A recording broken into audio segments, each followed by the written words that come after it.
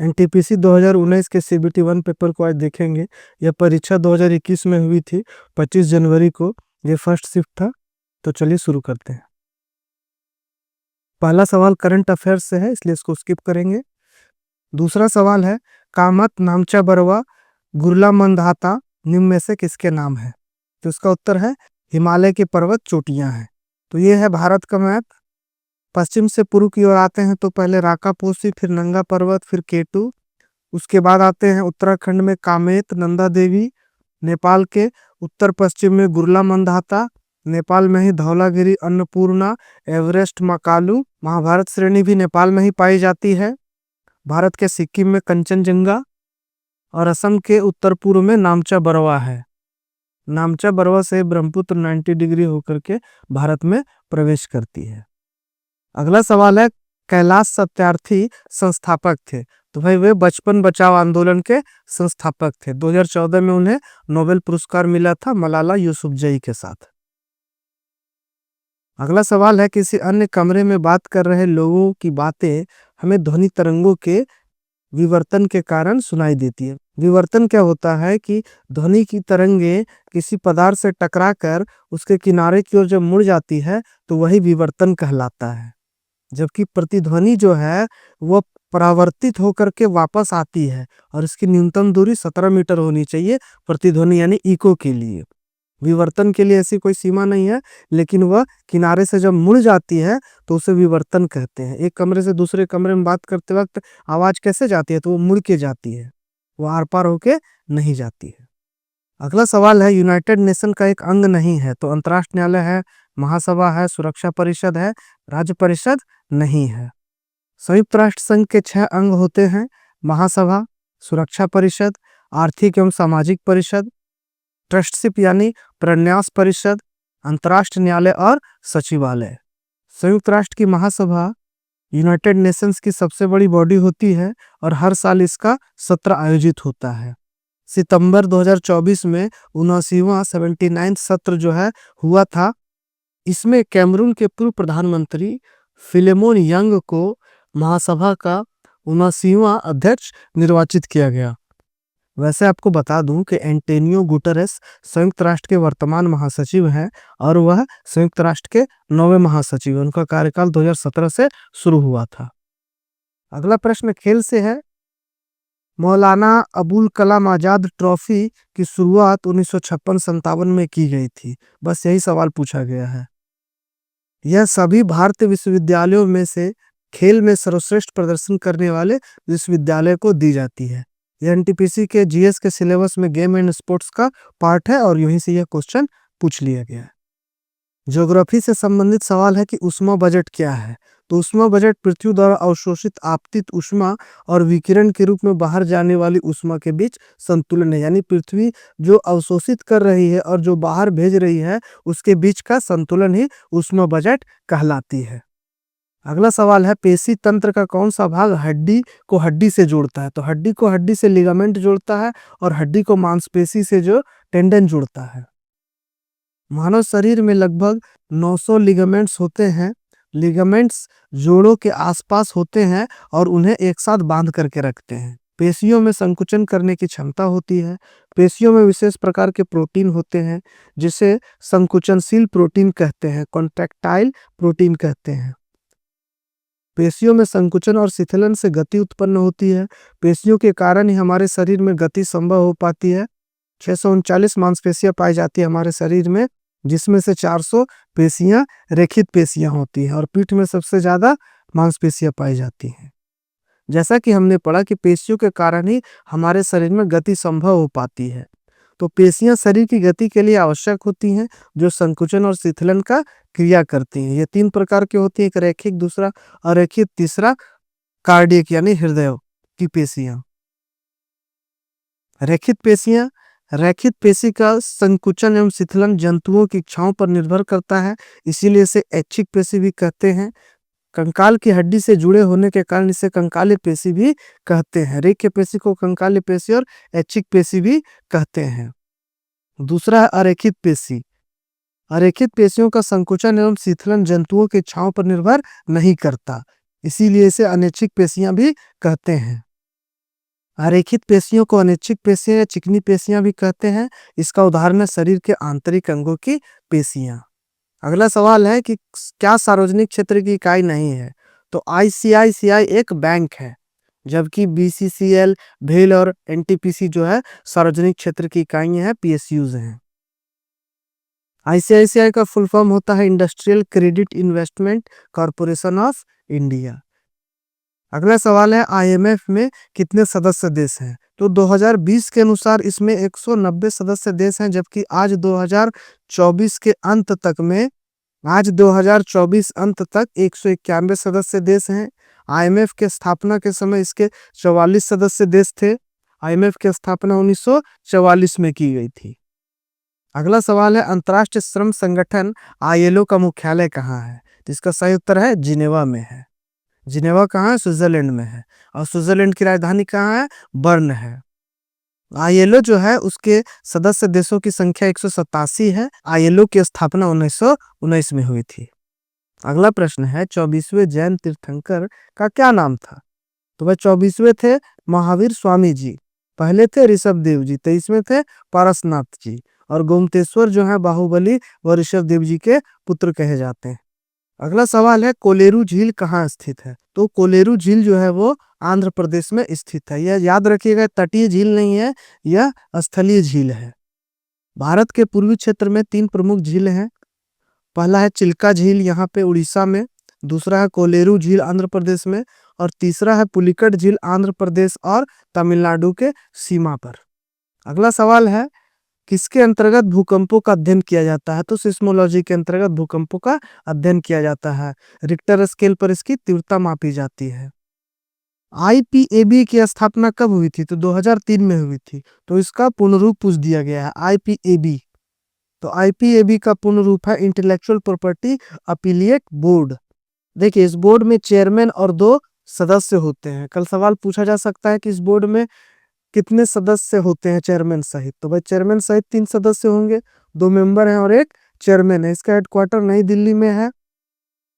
यह 1958 में इसे बनाया गया था और यह जो है एक अर्ध न्यायिक निकाय है का जुरिस्डिक्शन पूरे इंडिया में है और यह कॉपीराइट एक्ट 1957 के अंतर्गत आती है। अगला सवाल है ध्वनि की तीव्रता को मापने के लिए निम्न में से किसका प्रयोग किया जाता है? तो भाई डेसिबल का प्रयोग किया जाता है।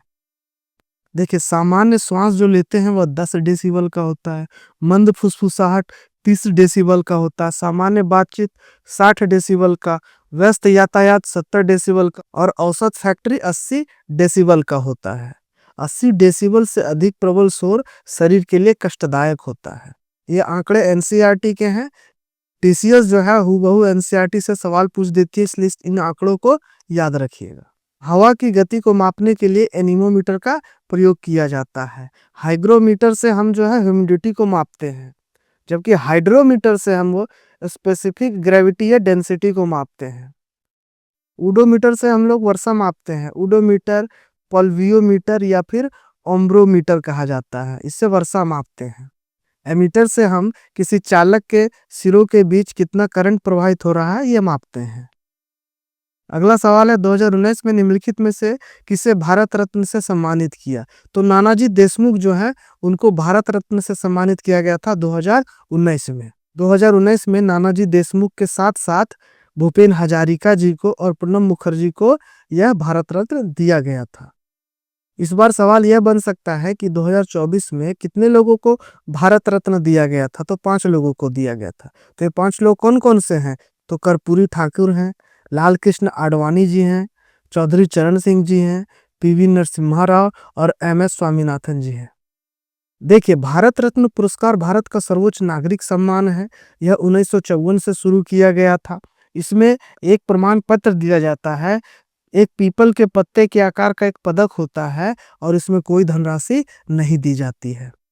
देखिए भारत में जो पदों की वरीयता क्रम होती है, जैसे सबसे टॉप पे राष्ट्रपति है, तो उसी प्रकार भारतीय वरीयता क्रम में भारत रत्न पुरस्कार प्राप्त व्यक्ति को 7वें स्थान पर रखा जाता है। जैसा कि हमने अभी पढ़ा, भारत रत्न पुरस्कार की शुरुआत 1954 में हुई थी।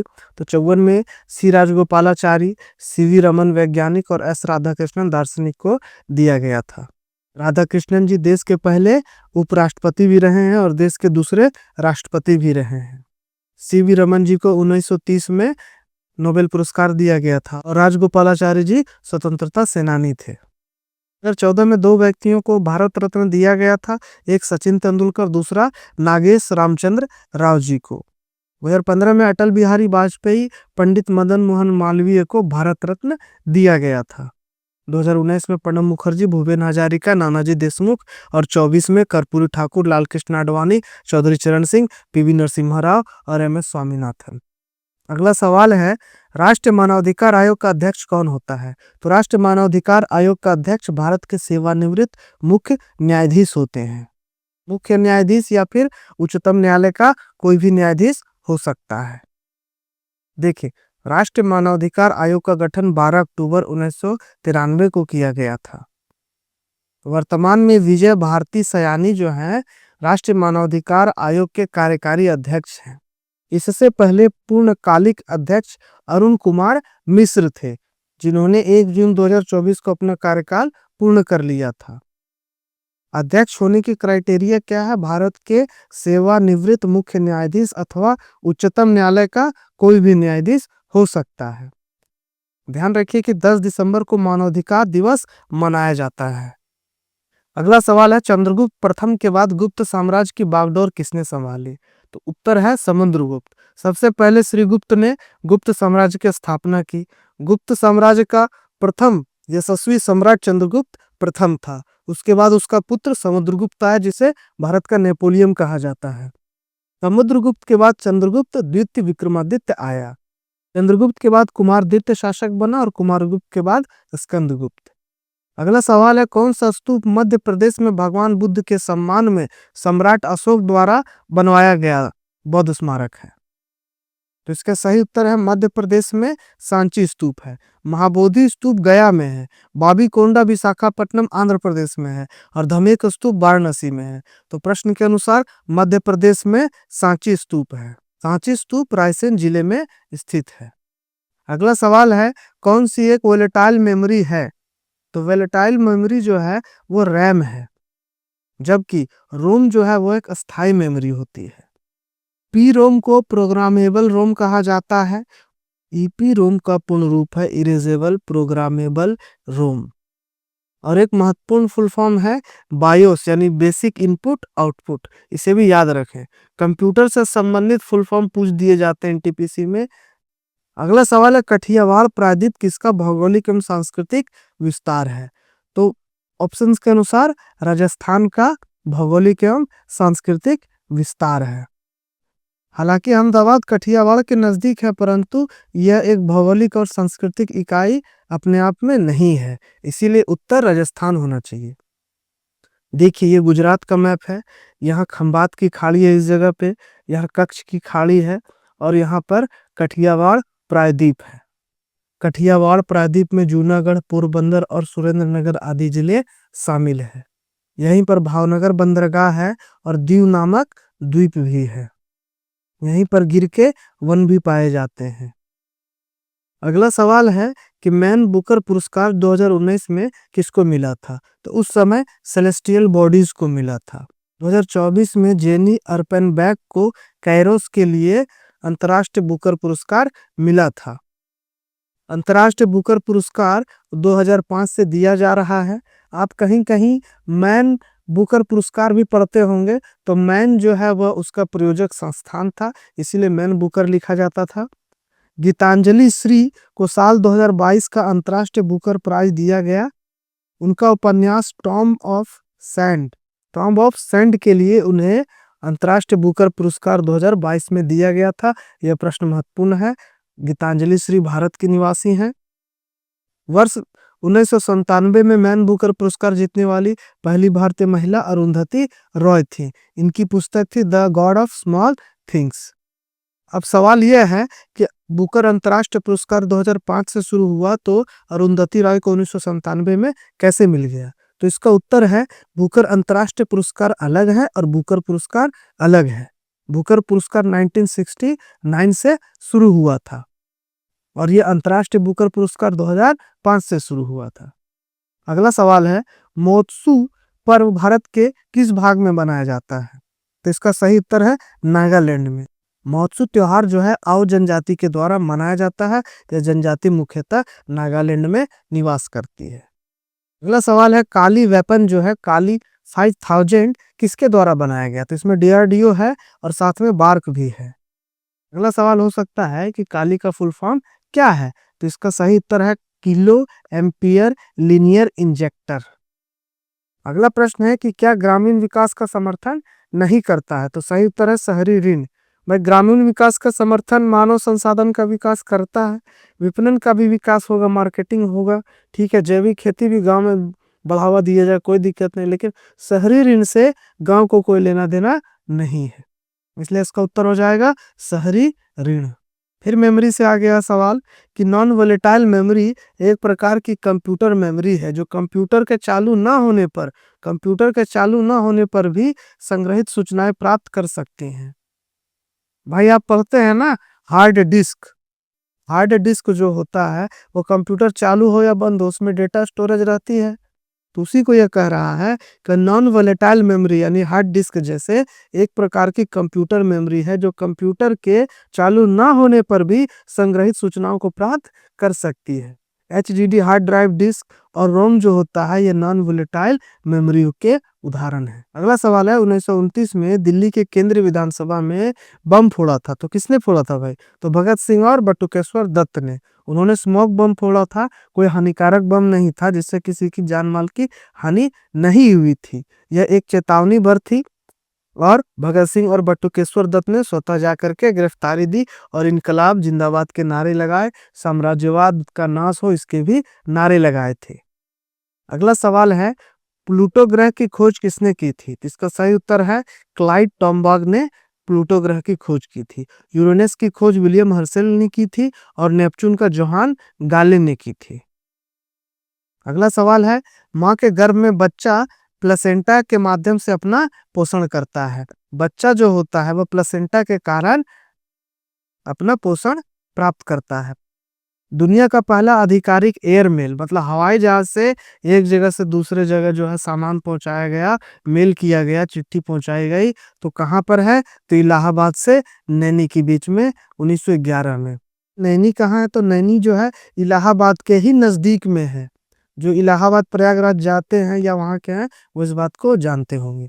अगला सवाल है, नीला थोथा का रासायनिक नाम क्या है? तो नीला थोथा का रासायनिक नाम कॉपर सल्फेट है। नीला आया तो कॉपर, हरा आया तो फेरस, सफेद आया तो जिंक, यानी हरा थोथा जो है वो फेरस सल्फेट, नीला थोथा कॉपर सल्फेट, सफेद थोथा जिंक सल्फेट कहते हैं। अगला सवाल है, निम्नलिखित में से क्या भारत का प्रमुख कार्यक्रम नहीं है? तो ऑप्शंस के अनुसार मरुस्थल विकास कार्यक्रम, सर्व शिक्षा अभियान, 86वें संविधान संशोधन 2002 के द्वारा जो है इसे लाया गया था, राष्ट्रीय ग्रामीण स्वास्थ्य मिशन 2005 में लाया गया था और प्रधानमंत्री आवास योजना 2015, यानी इन तीनों योजना अभी भी जारी है एक तरह से। वैसे भारत में डेजर्ट डेवलपमेंट प्रोग्राम 1995 में चलाया गया था, लेकिन यहाँ ऑप्शंस के अनुसार मरुस्थल विकास कार्यक्रम ही सही होगा। कंप्यूटर शब्दावली आईडीएन का पूर्ण रूप क्या है? तो इंटरनेशनलाइज्ड डोमेन नेम। कंप्यूटर से फुल फॉर्म बार बार पूछ दिया जाता है एनटीपीसी में, तो आप ध्यान रखें सिलेबस में भी कंप्यूटर दिया गया है। खिलाफत आंदोलन की शुरुआत कहाँ हुई थी? तो भाई तुर्की में हुई थी। खिलाफत आंदोलन क्या था? तो ब्रिटिशर्स ने प्रथम विश्व युद्ध के बाद तुर्की में खलीफा के पद को समाप्त कर दिया गया था। खलीफा के पद को फिर से रिस्टोर किया जाए इसीलिए खिलाफत आंदोलन चलाया गया था और भारत में भी खिलाफत आंदोलन हुआ था। प्रश्न है, भारत का सबसे बड़ा नाभिकीय शक्ति केंद्र कहाँ है? तो ऑप्शंस के अनुसार तारापुर में है। भारत में तारापुर जो है वो महाराष्ट्र में है, कुडनकुलम जो है वो तमिलनाडु में है, कलपक्कम भी तमिलनाडु में है, कैगा कर्नाटक में है, ककरापार गुजरात में है, जैतपुर महाराष्ट्र में, रावतभाटा राजस्थान में है। यह जो सबसे बड़ा नाभिकीय शक्ति केंद्र है समय के साथ बदलता है, इसलिए करंट में कौन सा यह देख लेंगे बाद में। फुल फॉर्म पूछ दिया गया है, कॉमन एब्रिविएशन यह सिलेबस में एनटीपीसी के दिए गया है, इसीलिए यहाँ से ये बार बार फुल फॉर्म पूछ लिए जाते हैं, कभी कंप्यूटर का तो कभी संस्कृति का, कभी खेल का, लेकिन कॉमन एब्रिविएशन पूछ लिया जा रहा है। और साथ में संस्कृति जो है, आर्ट एंड कल्चर जो है, कला एंड संस्कृति भी सिलेबस में दिया गया है, इसलिए इनका गहन अध्ययन करें। प्रश्न है एनसीएमएस संस्कृति मंत्रालय के अधीन एक स्वायत्त संस्था है, तो इसका पूर्ण रूप क्या है? तो भाई इसका पूर्ण रूप है national council of science museum. अगला प्रश्न है भारत के राष्ट्रपति के महाभियोग की प्रक्रिया भारत के संविधान के कौन से अनुच्छेद में उल्लेख है? तो भाई 61 में जो है महाभियोग की प्रक्रिया का उल्लेख है। भारत के राष्ट्रपति से लगातार सवाल पूछ लिए जाते हैं, इसलिए कुछ महत्वपूर्ण अनुच्छेद देख लेते हैं। अनुच्छेद 52 राष्ट्रपति का जिक्र करता है कि भारत का एक राष्ट्रपति होगा। अनुच्छेद 53 राष्ट्रपति की कार्यकारी शक्ति के बारे में बताता है। 54 चुनाव, 55 चुनाव का तरीका, 56 कार्यकाल, 57 राष्ट्रपति पुनर्निर्वाचित होने की योग्यता, 58 राष्ट्रपति चुनाव लड़ने की योग्यता, 59 राष्ट्रपति पद के लिए क्या शर्त है उसके बारे में जिक्र है, 60 में राष्ट्रपति का शपथ है, 61 में महाभियोग है, जैसा कभी प्रश्न में पढ़ा था, 61 में महाभियोग है, 62 में राष्ट्रपति कार्यालय की रिक्ति को भरने के लिए चुनाव का आयोजन है, 65 में उपराष्ट्रपति का राष्ट्रपति के रूप में कार्य करने और राष्ट्रपति के कार्यों का निर्वहन करने की शक्ति के बारे में जिक्र है।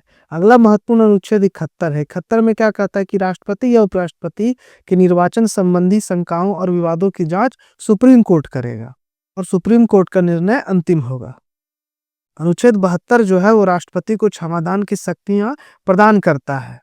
अनुच्छेद 78 जो है राष्ट्रपति को जानकारी देने आदि के संबंध में प्रधानमंत्री के कर्तव्यों को बताता है। अनुच्छेद 86 सदनों में अभिभाषण का और उनके संदेश भेजने के राष्ट्रपति के अधिकार का वर्णन है।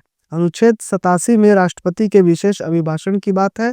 अनुच्छेद 123 में राष्ट्रपति अध्यादेश जारी कर सकता है और अनुच्छेद 143 में उच्चतम न्यायालय से परामर्श करने की राष्ट्रपति को शक्ति है। और इस सेशन का अंतिम प्रश्न है कि नैनो साइंस एंड टेक्नोलॉजी यानी नैनो मिशन की शुरुआत कब हुई थी? तो शुरुआत 2007 में हुई थी। यह department of science and technology के अंतर्गत आता है और यह क्यों किया गया था? तो to promote research and development, nano technology के क्षेत्र में अनुसंधान और विकास को बढ़ावा देने के लिए नैनो मिशन यानी nano science and technology mission की शुरुआत की गई थी 2007 में। इस प्रकार इस सेशन का अंत हुआ। पढ़ते रहिए, मेहनत करते रहिए और इस बार अपने लक्ष्य को प्राप्त कीजिए। Thank you.